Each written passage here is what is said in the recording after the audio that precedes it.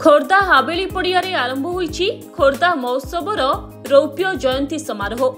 रंगारंग सांस्कृतिक कार्यक्रम और विपुल समागम शुभारंभ होईछि खोर्धा महोत्सव। 7 दिन व्यापी अनुष्ठित हेबो एही महोत्सव। सामाजिक अनुष्ठान न्यू थिंकिंग फोरम पक्षरु आयोजित एही महोत्सव को बाचस्पति सुरमा पाढ़ी, पूर्त अबकारी और आईन मंत्री पृथ्वीराज हरिचंदन अतिथि भावे जोगदी उद्घाटन करथिले। अन्यतम अतिथि भावे विधायक प्रशांत जगदेव, ब्रह्मगिरी विधायिका उपासना महापात्र जोग देथिले। अनुष्ठान सभापति डॉक्टर दिलीप श्रीचंदन सभापतित्व साधारण संपादक नरेंद्र पुष्टि अतिथि परिचय प्रदान करथिबा बेले कार्यकारी सभापति डॉक्टर संजय पटनायक स्वागत भाषण में खोर्धा महोत्सव 25 वर्ष यात्रा इतिहास कहिथिले। अतिथि माने खोर्धार गारिमामय इतिहास, पाइक विद्रोह, पाइकଙ୍କ त्याग बलिदान शौर्य को मने पकाइथिले।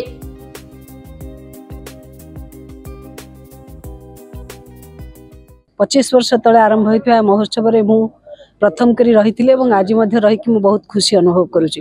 निश्चित भाव में महोत्सव माध्यम केवल मनोरंजन नुहे, एठी ऐतिह्य संस्कृति एवं परंपरार कथा निश्चित भाव में आलोचना हुए एवं तत्सहित निज अंचल को निज जाति को चिन्हिबा, जातिर गाथा को बखाणिबा ये प्रत्येक व्यक्ति मानकर कर्तव्य।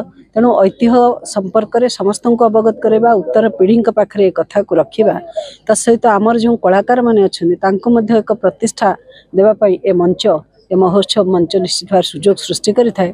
से सहित भिन्न भिन्न स्थानर भिन्न भिन्न अंचल भाषाभाषी जो नृत्य संगीत ताकू मंच माध्यम परिवेषण करी गोटे कलार गोटे व्यापकता ए सृष्टि होता है। खोर्धा तो इतिहास रे एक स्वतंत्र स्थान खोर्धार अच्छी एवं ओडिशा इतिहास रे सबुठु श्रेष्ठ स्थान अच्छी कहले अत्युक्ति हे। ए स्थान को आगू नवाई खोर्धार ऐतिह्य, खोर्धार संस्कृति को आगू नवाई खोर्धा महोत्सव जो भूमिका अच्छी से भूमिका को आउ 2-4 पाद आगू चलेबार जो प्रक्रिया से प्रक्रिया रे आमे समस्ते सामिल होबु।